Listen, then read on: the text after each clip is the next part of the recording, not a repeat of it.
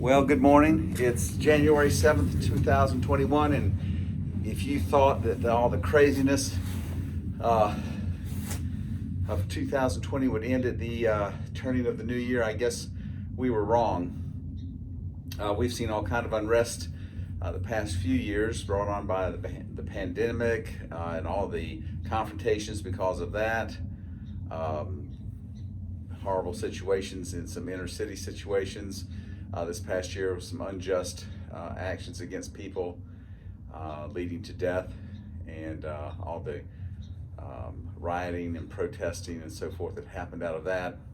And now the election and all that has come out of that sort of thing. And, quite frankly, I don't have any problems with looking into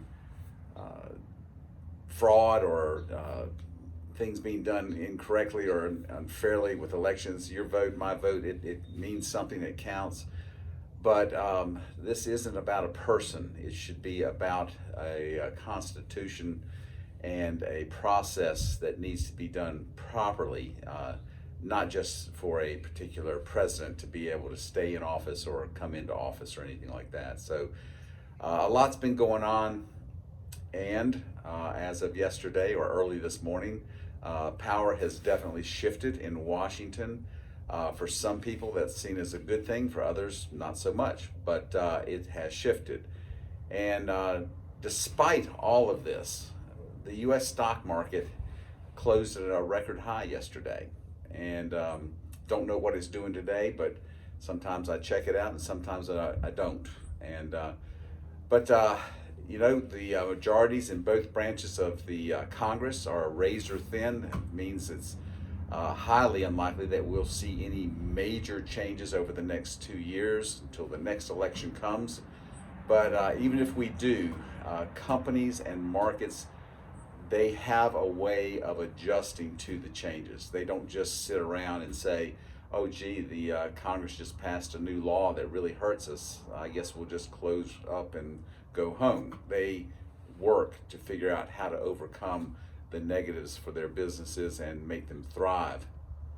The pandemic has been awful to a lot of different things, mom and pop restaurants, for example.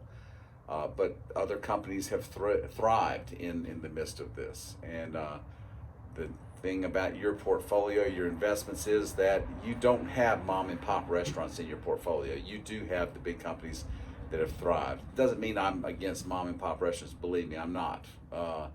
But hopefully they will find a way to thrive in this and to recover and come back strong too. But your portfolio doesn't have those things in it that have been hurt the worst by the lockdowns and so forth. What happened yesterday? There's some of you that remember 1968 and some of the crazy things that are like this, that we've been here before and will likely be back again. It's a messy thing, this freedom stuff, and that's my word for the year, is freedom. It's often abused by those that think they're exercising it, but maybe they're really not exercising their freedom. They're maybe just fomenting anarchy. And I don't know who all was involved in the stuff yesterday. I hope it will come to light. I'm sure it will eventually. And bottom line is, though, it's easy for me to tell you to remain optimistic and calm. I get that. But if we're going to think logically, we have to recognize that we do have an ability to rise above this turmoil, and even if it is the norm and not the exception. We have more than just money in our lives. We have families, we have our spiritual life with the Lord, and other things that are so much more important than money. And so I hope that you would stay informed, but don't be overwhelmed by news. If I could give any good advice, stay in your Bible. That's so much better information and news than what's going on TV and in the print media and so forth.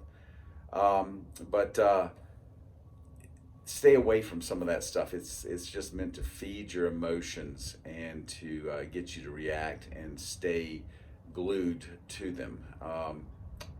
So if I can help, I'm happy to talk. But I just wanted to get this out to you today after what happened yesterday, because relative to what I do with you and helping you through your investment structures and your financial lives and so forth, I just want you to know that it goes on, and I'm here and available to talk if you want to have any kind of discussions about your situation, and if I can help, I'd love to do that. So